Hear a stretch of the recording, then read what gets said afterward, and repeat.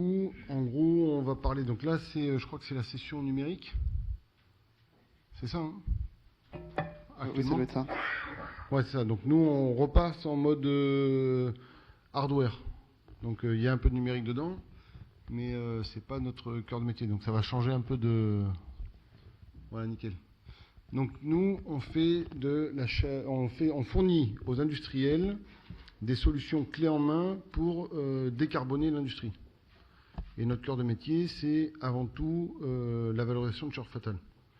Mais au final, on remonte la pente petit à petit pour aller sobriété, efficacité énergétique, valorisation et ensuite substitution. On peut passer. Merci. Donc là, en gros, il y a 3 slides dans la suite. C'est trois exemples de ce qu'on a fait récemment. Donc la première, ici, c'est chez Villeroy-et-Boch. Donc on s'est branché sur la cheminée, donc cheminée du four. Il y a de la chaleur fatale qui part par là. On a pris cette chaleur, on l'a transformée en eau chaude pressurisée. On l'a envoyée à travers l'usine et ensuite on l'a retransformée en air chaud pour remplacer 100% du gaz naturel qui était brûlé pour sécher les produits avant de les envoyer dans le four. Voilà, donc ça c'est un projet qui marche comme une horloge, qui a été inauguré le 19 octobre. Et donc on est très content. Et ce qui est original aussi, c'est que le client, donc Villeroy-et-Boch, n'a pas sorti 1 euro de sa poche. Tout a été tiers financé par la région, par l'ADEME, le Fonds Chaleur, et voilà, nickel. Ensuite, deuxième installation, donc là c'est chez Wienerberger, leader mondial de la brique. Donc là c'est non plus un four continu qui génère de la chaleur fatale constante, c'est 6 fours intermittents que vous voyez là, vous en voyez 3 là-haut. Donc là on a démonté les hottes qui n'étaient pas étanches, on a remis des nouvelles hottes.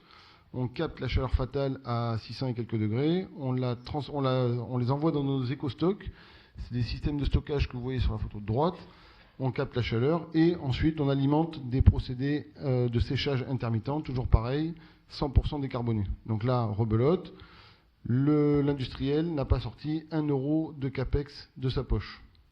Et il va économiser 2200 MWh par an, encore soutenu par l'ADEME, le Fonds Chaleur, et porté par Ecotech Ceram Invest, qui est notre société de tiers financement. Il y a des petites vidéos, si vous cliquez un jour sur le bouton YouTube, il y aura des vidéos, mais pas aujourd'hui. Dernière là. Donc là, on retourne chez Villeroy-et-Boch. Ce coup-ci, ce n'est pas une vente qu'on a fait, c'est un programme de recherche et de développement et d'innovation qui a été cofinancé par l'Europe. Donc c'est 2 millions d'euros de projet, financé à 70% par l'Europe. En rouge, ce que vous voyez, c'est un power to heat. Donc en gros, il y a de la chaleur fatale qui arrive à 200 degrés à l'entrée du power to heat, qui est remontée à 600 degrés en utilisant de l'électricité qui fait chauffer des résistances. Donc l'air tiède, on va dire, arrive sur les résistances à 600 degrés, ressort à 600 degrés. Et là, l'air, il a 2 choix. Soit il retourne directement dans le four pour alimenter les brûleurs, soit il va dans le stockage.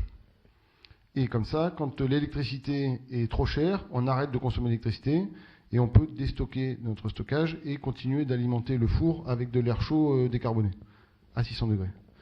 Et ça, là, il y a un petit lien avec le digital, c'est-à-dire qu'il faut être capable de piloter correctement l'achat de l'électricité au bon moment, charger l'éco-stock au bon moment. Et donc tout ça, on développe des codes, des algorithmes, et on va pouvoir l'appliquer, ces codes, ces algorithmes et ces technos au Heat to Power, qui est en bas à gauche, et au Power to Power, un de ces 4. Voilà, donc le stockage thermique, beaucoup d'applications et possibilité d'avancer, de décarboner sans sortir 1 euro de la poche. À tous les industriels qui auraient de la chaleur fatale, bon entendeur. Merci au CSF et bonne fin de journée à tous. Merci beaucoup.